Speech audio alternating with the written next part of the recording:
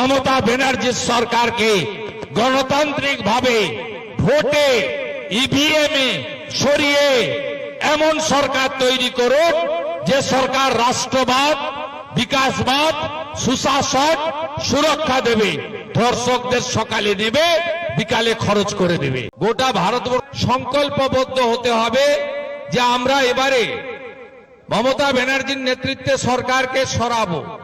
সর্বত্র আওয়াজ তুলতে হবে নো ভোট টু মমতা, সর্বত্র আওয়াজ তুলতে হবে বাঁচতে চাই, তাই আমরা বিজেপিকে চাই। এই আওয়াজ গাঁগঞ্জে সর্বত্র তুলতে হবে, শহরে নগরে তুলতে হবে। কে কোন যদি বলেন এলাকা, দার্জিলিং এর পাহাড়, তরাই ডুয়ার্স, জঙ্গলমহল, সুন্দরবন, কেউ কোনো এলাকা উন্নয়নের সুযোগ পায়নি।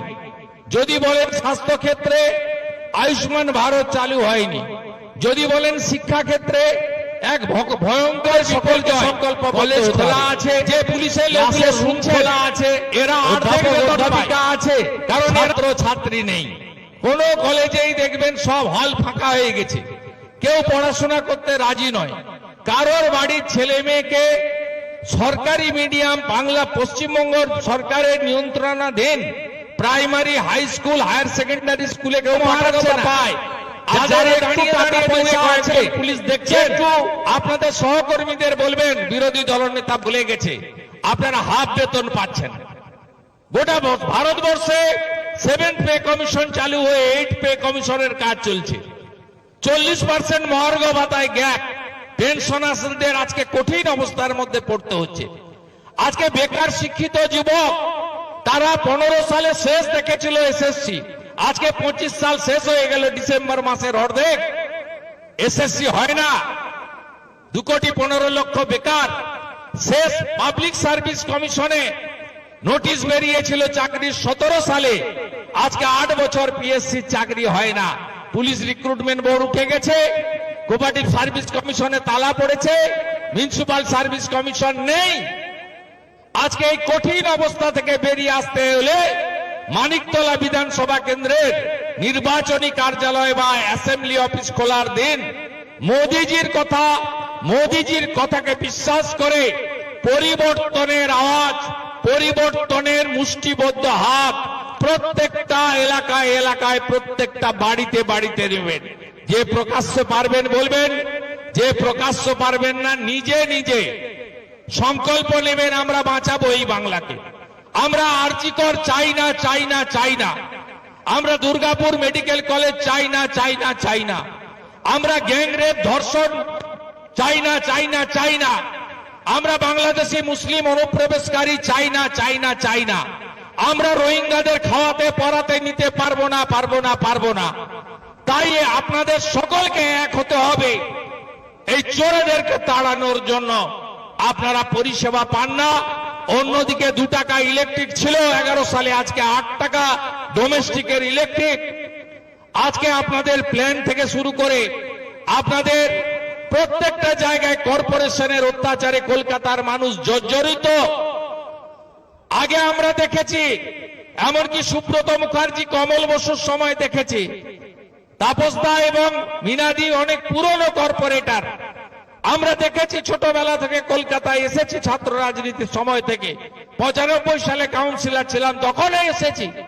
কলকাতাতে সকালবেলা রাস্তা ধোয়া হতো, আজকে কলকাতাতে রাস্তা ধোয়া হয় না। পিতৃপক্ষে কাঁচি নিয়ে গিয়ে অতীন ঘোষের পুজো উদ্বোধন করলেন, মাথায় হিজাব পরলেন, কানটা বাইরে বের করে রাখলেন, কানে যেন জল পড়বে না। আর মা দুর্গা ভালোভাবে নিলেন না।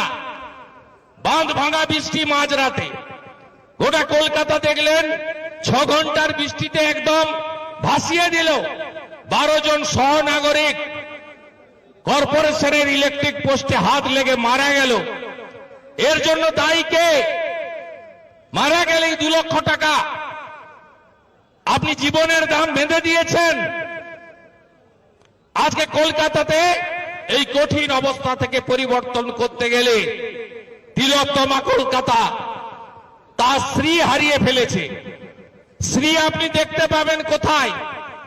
মমতা ব্যানার্জির বাড়ি হরিশ চ্যাটার্জি হরিশ মুখার্জি স্ট্রিট থেকে উনি যে রাস্তা দিয়ে নবান্নতে আসেন, যে রাস্তা দিয়ে তাজ বেঙ্গলের সামনে দিয়ে নবান্নতে বাড়িতে ফিরে যান, ওই রাস্তার দুদিক দেখবেন ঝাড় দেওয়া হয়, পরিষ্কার করা হয়, আলো লাগানো হয়, টুনি বাল্ব দিয়ে সাজানো হয়, দাঁত কেলানো ছবি দিয়ে ভরিয়ে দেওয়া হয়, অনুপ্রেরণা লিখে সাজিয়ে দেওয়া হয়।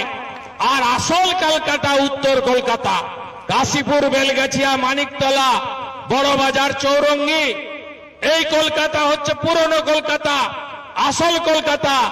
এখানকার দুর্দশা আপনি দেখুন, ওখানকার মন্ত্রীদের দপ্তর দেখুন। মুখ্যমন্ত্রী একা, তিনি 16টা দপ্তরের মন্ত্রী।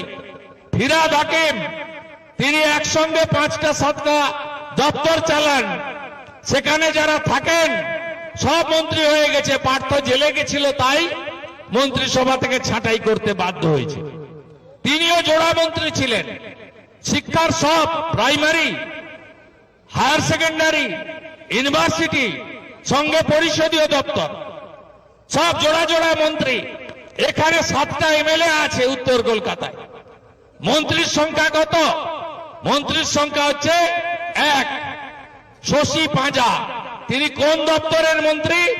তিনি হচ্ছেন আইসিডিএস দপ্তরের মন্ত্রী। আইসিডিএস এর দপ্তর সকালবেলা সোয়াবিন, ডিম সিদ্ধ, ভালো খিচুড়ি খাচ্ছে কি আইসিডিএস সেন্টারে, এটা দেখার দায়িত্ব মাননীয় শশী পাঁজাকে দিয়ে রেখেছেন। কলকাতার ভাগ্যে এটাই। উত্তর কলকাতার ভাগ্যে মেয়র জোটে না। উত্তর কলকাতার ভাগ্যে ব্রিফলেস লয়ারদের মতো ডেপুটি মেয়র পাওয়া যায়। তাই উত্তর কলকাতার মানুষ, আপনারা Tilottama Kolkata, city of joy Kolkata, Swami বিবেকানন্দের জন্মস্থান কলকাতা, জোড়াসাঁকো ঠাকুরবাড়ি কলকাতা, এই কলকাতাকে নবরূপে সজ্জিত করতে গেলে একদম লাইন ধরে সব আসনে পদ্ম ফুলকে ফোটাতে হবে। স্বাধীনতার পরে কংগ্রেসকে দেখেছেন আপনারা 77 সাল পর্যন্ত। মাঝে 2-1 বছর কংগ্রেস ছিল না, বামপন্থীরা ছিল। 77 সাল অব্দি কংগ্রেসের রাজত্ব দেখেছেন, টেস্টেড এবং রিজেক্টেড। 34 বছর সিপিএম এর রাজত্ব দেখেছেন, টেস্টেড এবং রিজেক্টেড। আর 15 বছর চোরেদের রাজত্ব দেখলেন। টেস্ট হয়ে গেছে। কেমন টেস্ট? তিতা, টক, ঝাল না মিষ্টি? আপনারাই বলুন। পচা, দুর্গন্ধ, ভয়ঙ্কর হয়ে গেছে টেস্ট। তো এবারে রিজেক্ট, তো রিজেক্ট করতে হবে। সেই জন্য মানিকতলা দিয়ে শুরু করলাম। আর এসআইআর এ যা চিত্র পাচ্ছি কলকাতাতে, যত ভুয়া অবৈধ ভোটার আছে, যত ডেড ভোটার ছিল, সব ওরা মেরে দিত, সব ওরা মারত। আপনি কিছু করতে পারতেন না। আজকে এই মানিকতলাতেই যা বাদ গেছে আর যা বাদ যেতে চলেছে, এরপরে তো এখানে বিজেপির সঙ্গে ওদের কোনো ডিফারেন্সই নেই। 24 লোকসভা ভোট, এখানে তাপস রায়ের সঙ্গে সুদীপ বন্দ্যোপাধ্যায়ের ডিফারেন্স মাত্র 3000। উপনির্বাচন ছেড়ে দেন, ও তো বেলেঘাটা থেকে রাজু নস্কর এসে ভোট করেছে, সবাই জানে। ও ভোট হয়নি, 3000-এর গ্যাপ। আর এসআইআর এর পরে আমি হলফ করে বলে যেতে পারি 30,000 ভোটে মানিকতলায় ভারতীয় জনতা পার্টি জিতবে। আপনারা জোর বাঁধুন। যারা নোটিশ পাবেন, হিয়ারিং এ সবাই যাবেন 16 তারিখের পরে। দায়িত্বটা আমাদের কর্মীদের। নজর রাখবেন, কারণ মমতা ব্যানার্জির টার্গেট হয়ে আছে বিশেষ করে হিন্দু ভোটাররা, বিশেষ করে যারা বাঙালি হিন্দি ভাষী ভোটার। আমি মনে করি বাংলায় কথা বলেন যারা, তারা তো বাঙালি, আবার তারা বাংলায় কথা বলেন না, কিন্তু অনেক বংশ পরম্পরায় তারা পশ্চিমবঙ্গে থাকেন। আমি তাদের বলি তারা বাঙালি, হিন্দি ভাষী বাঙালি। তারা বংশ পরম্পরায় তাদের ঠাকুরদা বাবা চার পুরুষ এখানকার সংস্কৃতি, এখানকার সমস্ত খাদ্যাভ্যাস, এখানকার সবকিছুর সঙ্গে মিলে গেছে। তাই মমতা ব্যানার্জি এদেরকে বলে বাহারি, আর বাংলাদেশি মুসলিম অনুপ্রবেশকারীদের বলে দামাত। এটাই হলো মমতা ব্যানার্জির চরিত্র। তাই ধীরেন্দ্র শাস্ত্রী ব্রিগেডে বলে গেছে না, জাত পাতের মধ্যে বিভক্ত হবেন না, ভাষার মধ্যে বিভক্ত হবেন না। টিটাগড়ে গিয়ে ভাটপাড়াতে গিয়ে মমতা ব্যানার্জি হিন্দিতে বক্তৃতা করেন, আবার কলকাতায় এসে বলেন যে আমি হিন্দি যারা এক বিহারি সব বিমারি ওরে মিলে বলে। ওরা ভাষার নামে ভাগ করতে চায়। এখানে অনেক মুসলিম ভাই আছেন, মুসলিমরাও কেউ উর্দুতে কেউ বাংলায় কথা বলে।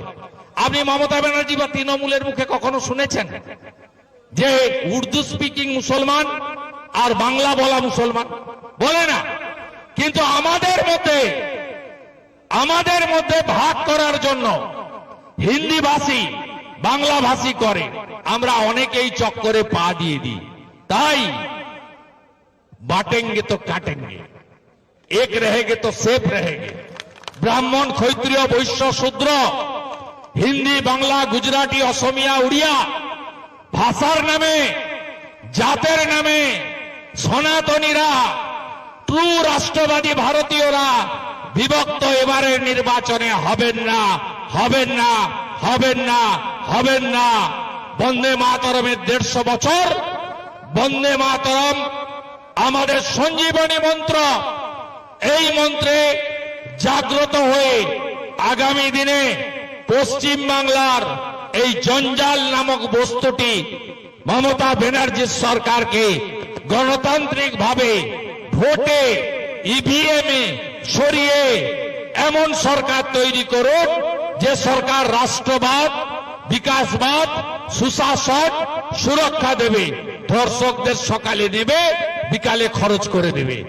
এই সরকার আনুন, এই আবেদন রেখে আপনাদের সকলকে ধন্যবাদ জানিয়ে অভিনন্দন জানিয়ে আমার কথা এখানেই শেষ করছি। ভারত মাতা কি, ভারত মাতা কি, বন্দে বন্দে, জয় জয় শ্রীরাম, জয় জয় শ্রীরাম, মাতা কালী কি, মাতা কালী কি। সাবস্ক্রাইব করুন বাংলা হান্টের ইউটিউব চ্যানেল। বাংলা হান্টের আরো খবর দেখতে নজর রাখুন। বাংলা খবর মানেই বাংলা হান্ট।